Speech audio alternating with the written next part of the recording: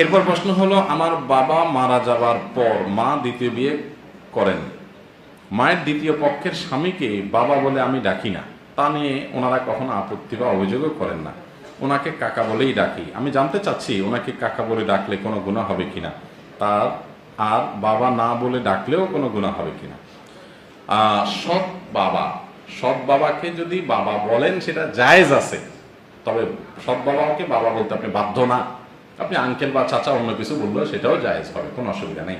ঠিক একইভাবে সৎ মা, বাবার আরেক ঘরের বাবার আরেক স্ত্রী যিনি আপনার আপন মা না, তাকে আপনি মা ডাকতে পারেন রূপক অর্থে, কিন্তু আপনি যদি মার জায়গা তাকে খালাম্মা, আন্টি বা অন্য কিছু বলেন, চাচি বলেন, তো সেটাও জায়েজ আছে, কোনো অসুবিধা নেই। মনে রাখতে হবে যে সৎ মা সৎ বাবাকে আপনি বাবা বা মা ডাকলেও এটা রূপক অর্থে বাবা মা, আসল অর্থে বাবা